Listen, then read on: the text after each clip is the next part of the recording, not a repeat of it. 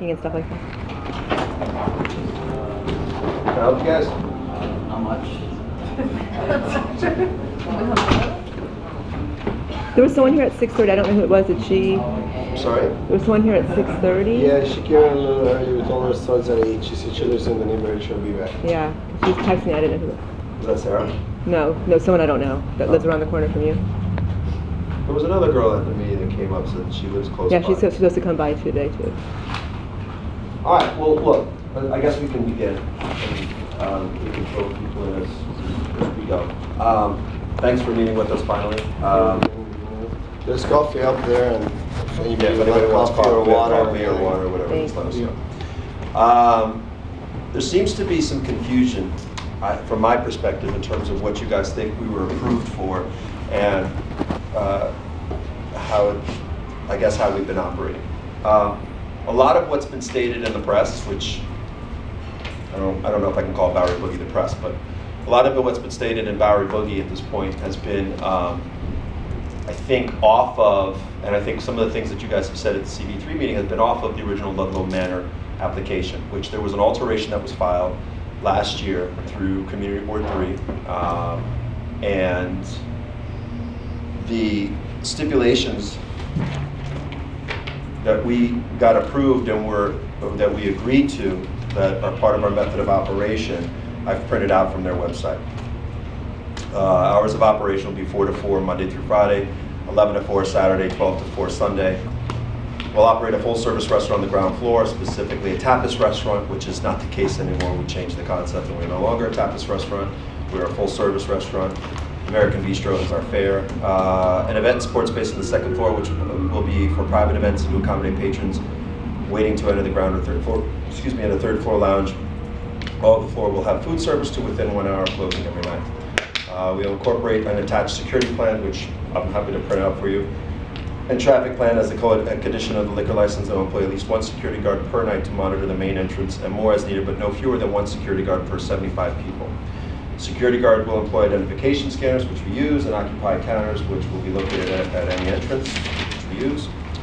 We'll close doors and windows on the ground floor at 10 p.m. every night, and we'll close the retractable roof on the third floor no later than 11 p.m. Sundays through Wednesdays and 12 a.m. Thursdays through Saturdays. Most nights our roof is closed. On the ground floor, there will only be recorded background music consisting of an iPod, no live music or DJs. On the second floor and third floor, there will be recorded background music consisting of an iPod and DJs, and there may be occasional live music as part of private events only and not part of daily operations. There will be no outside promoters use. Scheduled performances may only occur as part of a private party, and regular daily operations and cover fees. I should probably introduce everybody who's here just so you understand who's here. So Paul Sears is one of the owners. This is Mino Habib, who's our general manager. Joanna Gaffa, who is our daytime manager and our office manager. Valentini manages the restaurant. Val is one of our floor managers. Ed is our house tech and sound guy. Lucci and Gil run our security. So that's kind of our team. And I wanted everybody here for the meeting so that if anything does come out of this meeting in terms of how we operate the place, that everybody's on the same page and that there's complete transparency. So, when I spoke to Ed from the Lowdown yesterday when he was interviewing me or whatever it was, he mentioned that he spoke to you guys and about what your thoughts were or how you guys wanted to, continue this ongoing thing. We're here to work with you. Now, if your mission and statement and goal is to shut us down, there's nothing I can say or do right now that'll probably change your minds. And if that's your position, then I'm sorry that that's the way you guys feel, because that's not how we perceive ourselves. We are very open and available to anybody that has had issues in the past with us.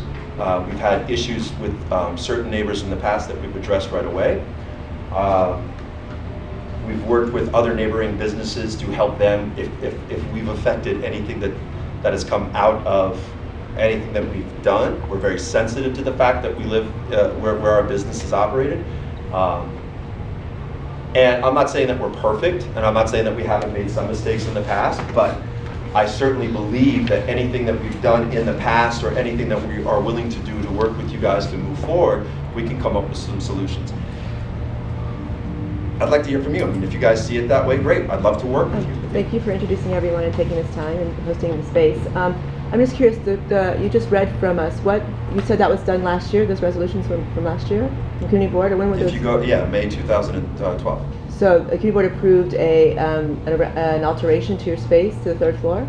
What happened was this. I came into the space when it was originally Ludlow Manor. Yes. Mm-hmm. No, but I'm just asking the date of this particular resolution. May 2012. Okay. If you go online, it's right there. Mm-hmm. That's where I pulled this one off because I couldn't find my copy. That was the alteration that we had done to the space. I came on after it was Ludlow Manor, when they were shut down because they didn't have everything up to snuff. We got the restaurant opening first. It actually even says in this resolution, it says, whereas the applicant,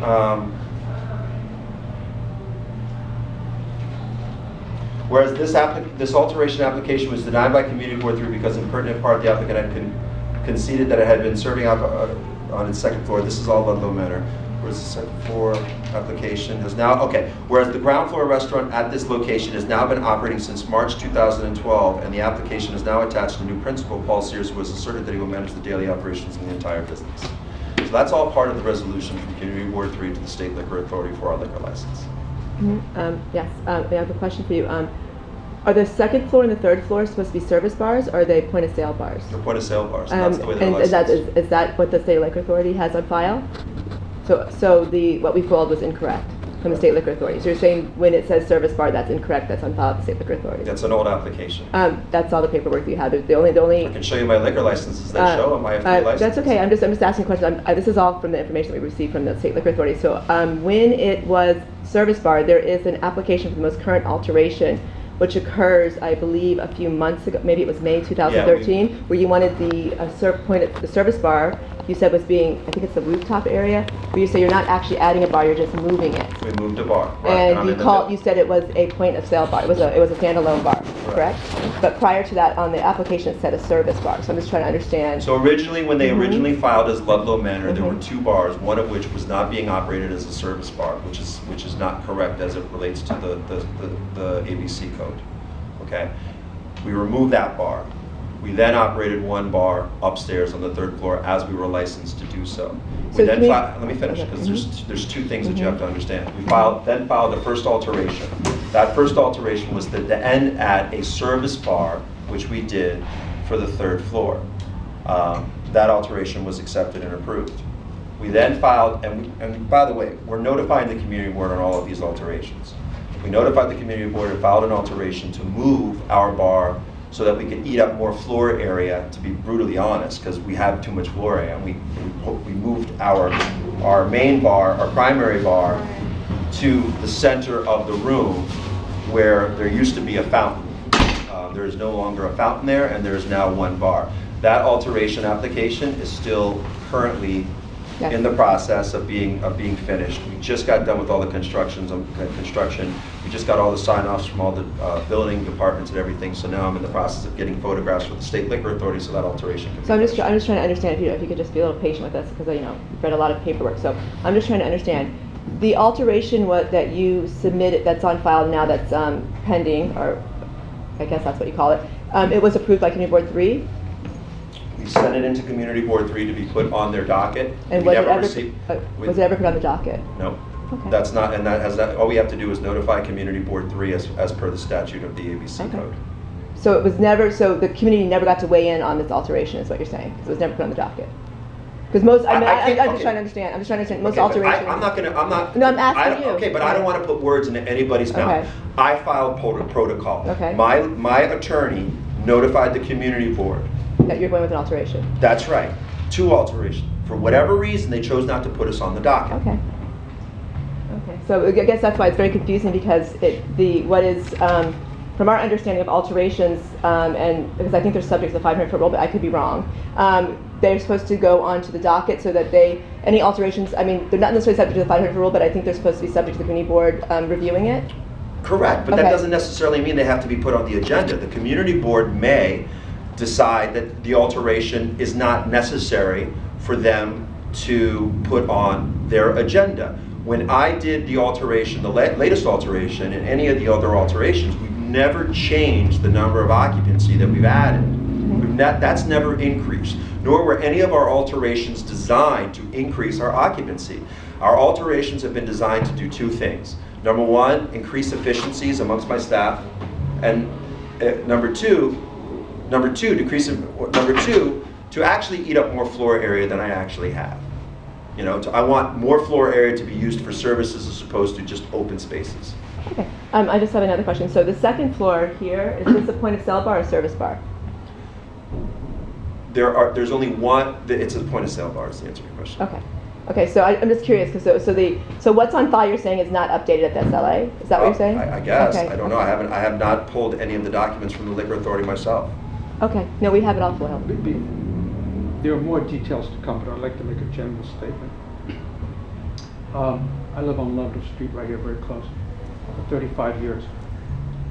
I have no objection to you existing. I have no objection to you having jobs. I have no objection to people partying or drinking. I do it myself. My concern, and all the other issues about oversaturation and the fact that you exist, doesn't matter. My concern is if I want to listen to music, I don't have to compete with your noise. If I want to have a dinner party, I want to be able to talk with my friends without listening to your music.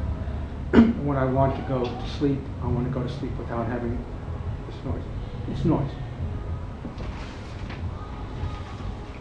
I was away for the summer, and I came back, and I don't know if it was a Friday night or a Saturday night, but the end of August, maybe the end of August.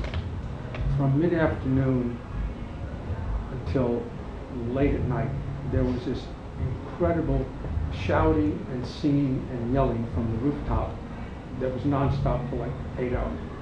So my question to you is, when you read that very quickly, you seem to have outside parties come in and occupy the rooftop garden, and the windows are open. So I'd like to know what the stipulations are and what your rules are about keeping the windows open, and what you're going to do when you have a party with a lot of people drinking and yelling. If you will close the windows. Sure. I don't want the noise. The noise. I understand. Okay. And you and I spoke about that Right. briefly at the last community Right. board meeting, and I completely understand and appreciate your position. What we can agree to now is that whenever we do have an event during the day or at night upstairs, that we will make sure that all the sliding glass doors and windows will be closed. Can we just all focus here, because it's really distracting, and I just want to other make people sure have she understood conversations. what she, Catch me up on what Can I have the resolution for her to You read the read, please? resolution, that's all.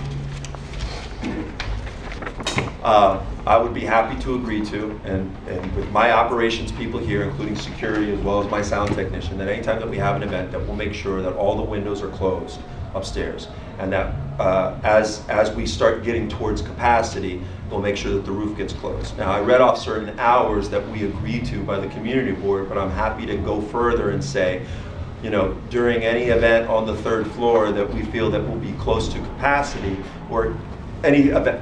Let me rewind. I'll say it this way, because this might actually help mitigate the issues better. Any event that we do on the third floor that we think might affect quality of life for our neighbors, I'll make sure that the windows and the roof are closed and that we contain the sound. That I will agree to right here and now. No, I just want to say, like, why would I have to get to this point? Like, there were stipulations written that you guys in the establishment agree with the community, meaning the CP3. And we'll know that these stipulations are very difficult to be enforced. There's pretty much nobody can enforce that, not even me calling you directly as a neighbor. Sure you can. I've done it before, nothing has happened. You've never called me. I live right there. But you've never called me, you've never called one of my managers. I called the restaurant. And Okay, said, please. but 917-941-1304. That's my mobile Well, number. that's It's on my I head. get up at 4 in the morning. Oh, sorry, we don't want to have to call you. That's the point. Okay, first of all, let's do this. If one person wants to talk to me, we're not going to gang up. Let's be civil here, okay? So one person speak at a time, okay? Let's have this gentleman speak right now. Okay, my point is, I don't have to go directly to you, because I'm sure if I call you at 3 in the morning, you're not going to be picking up I'm the here phone. every Friday and Saturday. I called the regular restaurant That's many fine. times, and nobody has done absolutely anything. And So- my thing is, like, we don't have to come to this Agreed. point. Let me finish. Agreed. Let me finish. We're here sitting down together because it's being months and months of violating the stipulation that you agreed to follow. Do you know when I first asked for this meeting? October 2012. Here we go. I asked for this meeting October 2012. Okay, It is but- now October Let me 2013. finish. For me as a Exactly. neighbor, it doesn't matter what the meeting. Exactly. Agreed. I'm not saying that that's an Let me excuse. finish. Let me finish. I'm addressing your point. I'm No, not. well, let me finish and then you can address it. You can just say whatever you want to say against it. My thing is, we didn't have to come to this far to a situation where just like going to the press and let's have if things had been, if you guys had followed the rules from the very beginning. And as you know, and as everybody knows, stipulations are very difficult to control. And the problem is not only with you guys, it's about many other venues in the neighborhood that pretty much people do whatever they want. And I think demonizing the community for just being trying to speak up and try to say, hey, please stop this. I mean, just getting, it's getting just worse and worse and worse. There's no need to get further. Why it's just until now is that you are Do you hear willing to And I got this. to address the problem that the community has. You finished? Right? I don't want to Yeah, talk go over you ahead. anymore. I have, until this point, I don't know why you guys decided to go to the press. You could have come to me. You didn't. You chose, you called the venue, however you wanted to reach out to us, or however you wanted to reach out to us. I'm sorry, you didn't get a hold of me, okay? I make sure that I am here every Friday and every Saturday, or every time that there is an event. I'm here. You need to call, and you're right, it shouldn't have to get to that point. Up until now, up until when you guys started, doing your thing and, pushing it out there, and we had the renewal coming up, we had no complaints on file with CB3 at that time. We had no complaints on file with NYPD. There might have been 311 calls. There might have been 311 calls. I'm not saying that there weren't 311 calls. I'm saying that as far as the 7th Precinct is concerned, we had no complaints on file with them, okay? So, were we loud a couple times? Yeah, mea culpa. We were loud a couple times, all right? But that doesn't mean that I'm not willing to work with you, and you guys automatically think that just because you've called the venue and haven't been able to get a hold of us, that I'm not willing to that I'm not willing to work with you. If a neighbor has had a problem in the past, they've reached out to me either through email or through my phone number. Susan Stetzer has had my contact information for the last 10 years, okay? It's been if you wanted to get a hold of me, I'm sure Susan Stetzer would have said, Paul, you need to reach out to this person right away because here are the issues. All right, I'm just saying, there are ways that we could have done this that wouldn't have brought us to this point, as you keep saying. With all due respect, I just want to get back to what the rules are and the stipulations in the law. So we can go back and forth about, did we meet with you, did we not meet Can I with you? ask a question about that really quick? Wait 1 second. I just want to just get this on record. I just want to be very clear. You said a couple times, we could probably say it was more than a couple times, that this venue has been loud and disruptive. But what I would like to say to you, you read your resolutions very quickly, but it says no DJs and such on the 2nd and 3rd floor. Actually, That's not what it says. Actually, you're wrong, TM. You're wrong. It says no That's DJ on the actually. 1st floor. But you can't have, okay, but let me ask you, okay, I'll rephrase it. Do you have private events only on your 2nd and 3rd floor? Do you only have private events? That is not what the stipulation states. I'm asking a question. Do you have private? We do have private events on the 2nd floor, and yes, we do have private events on the 3rd floor. So but that's not what they're the never stipulation. open to the public. What's that? When they're private, they're not open to the public. They're invitation But they're only. like, for example, Like a last week corporate was. event. She's asking, I'm asking very clearly. Are you allowed to have public events on the 2nd and 3rd floor? Yes. and when they're not having public events, what she's asking is it open to the public? If for a holiday event or something, or if somebody books out, or we do events from time to time where somebody will do like a buffet upstairs or whatever, then it's not open to the public No, because that's a private.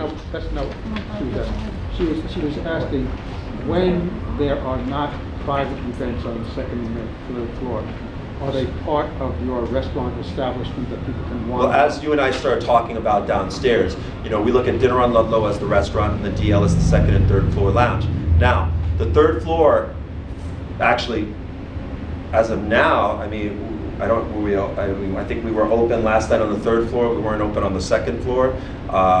We are open tonight on the 3rd floor, not on the 2nd floor. Fridays and Saturdays, we open all 3 floors.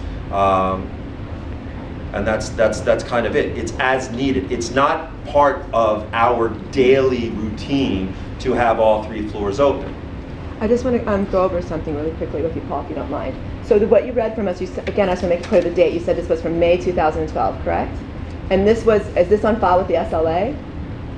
This is the resolution I No, pulled I from just want to- CB3's no, I understand. website. You That's keep not the asking me question. about the liquor authority and how they operate. No, I don't know. No, you do know. You sit on Committee Board 4 and you sit on the SLA committee. So my question to you is this. It's a very pointed one. Is this on file with the SLA?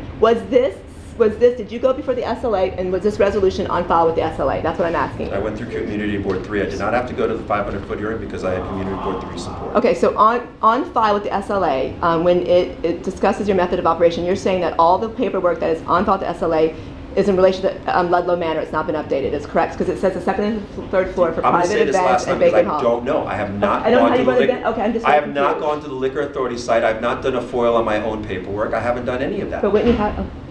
I'll show you my liquor license. No, that's not the question. I'm asking you. Go ahead. I don't know the answer to that because I don't know what the Okay. liquor authority has on us on file. This is what I pulled from CB3's website. Okay. When you went before May 2012, this was approved by CB3, is what you're saying? Yes. Okay. Okay, so I just want to ask you, so now you said you can't have DJs on the 1st floor. Were there DJs on the 1st floor last Wednesday? Last Wednesday was an event that we have now canceled.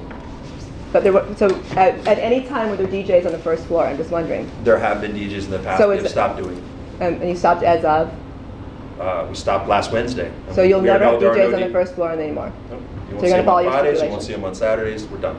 Has there ever been charged, have you ever charged for events here? Only when there's a not-for-profit or a political association associated with So it. no promoters ever charged for any events here ever? If they do, they did it without me knowing, and they did a there's pre-sold no ticket. We public don't charge work with them anymore.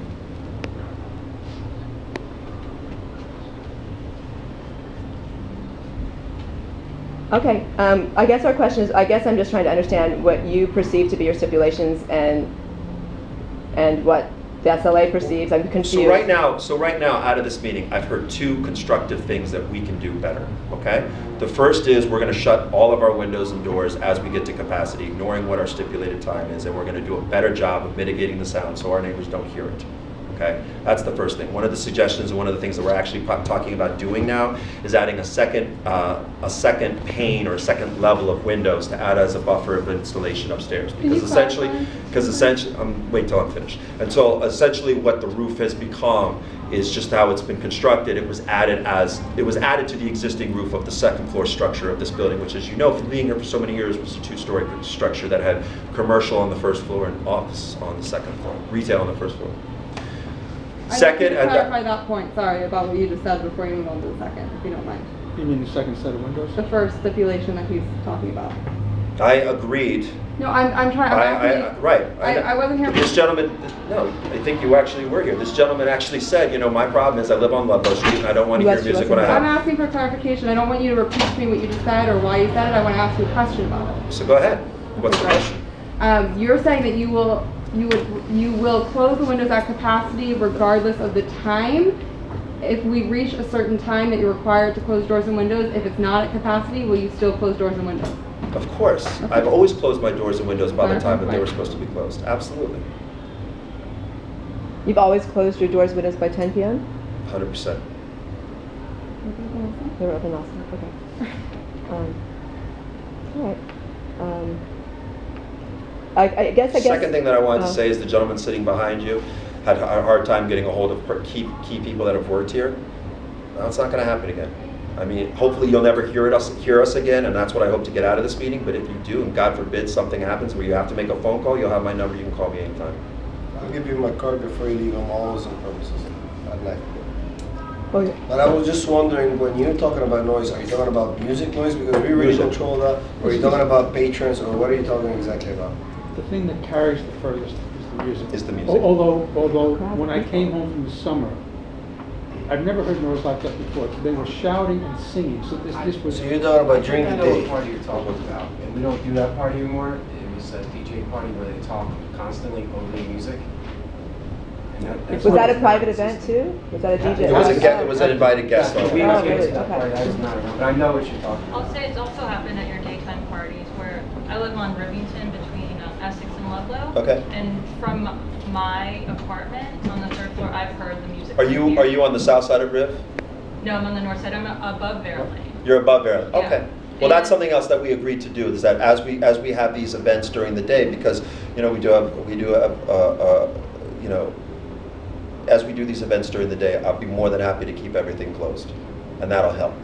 Well, that should stop it. And we've got, you know, And to sorry to interrupt. To his point, I think I know you're saying now you're available and the key staff members are available, but I think a point for us is that we feel that everyone on your staff, whether they are a busboy, a hostess, anybody, if we talk to them, that they should also have the same 1,000%. response that you would have. And I think that's where Agreed. the frustration's coming from, is that we can ask a hostess to do it, but if nothing's getting done, that's still a representation of your staff. 1,000%. And that's why I have key people from all of my different departments here, so if that ever happens, that person is not going to have a job. I want But to. I think also, is that if for everybody, even if we walk up to a waitress, that we would hope that we would get the same response that any of your key staff member would have. 100%. And we would have to go We'll have a through- meeting with them and we'll address all those problems so that everybody can be aware of this. So I just have a question for you. If the stipulations weren't followed to begin with, you're adding these new ones, how are we reassured that this is going to be, I don't understand how we're negotiating on top of stipulations that were already been broken, so I'm just trying to understand the logic. Now you're saying, you're reassuring with, you know, that you're I'm trying going to happen. come to some sort of working solution. But I'm just trying to understand, Yeah, shouldn't we just follow the it's a stipulations? question, We like just want these how- stipulations followed. Yeah, the stipulations weren't followed in the past. Like, how can you guarantee that these stipulations or that these conversations or whatever conditions come out of this meeting, that this thing is going to be followed and it's going to be, because again, nobody can enforce this thing other than yourself or SLA at the end of the day. Doesn't really matter if you call the police, if you call, everybody knows that. There has to be a common agreement where you guys are good, we're good, and it's just a very logical thing, just like, I'll have to speak to the legality and see what we can do in terms of actually putting it as part of the method of operation, which is directly attached to our actual liquor license. There are the things that we've the things that we've discussed so far. Like I said, if I can put it as part of our method of operation and send a letter to the liquor authority or speak to the liquor authority and see if we can have it instated as such. I mean, I'm supposed to give Susan Stetzer a call tomorrow to kind of report to her what we agreed upon, and then obviously next week I'm supposed to go back in front of CB3 to go over all this stuff, so we'll put it on record with them as well. I mean, you're obviously not going to take my word for it, which I can understand and accept, but you know, that's what I'd be willing to do. We can argue for hours about this is what happened in the past, this is what happened in the past. You've just said that what happened in the past is not going to happen anymore. It's your word. That no one's going to have to come here and talk to a waitress or talk to security. Oh, not yet. So I, for myself, not with any other, I'm willing to give you the opportunity for me to never have to walk over here and say you're making too much noise going forward. And if you do, then we'll have to have this meeting again. But if you're saying that you're going to close the windows, there's not going to be noise, then just do it and I'm happy. I pay this gentleman a lot of money to walk around the space every single night to make sure where our sound levels are and make sure that we're compliant. Now, sometimes compliance does not necessarily equal quality of life for neighbors, okay?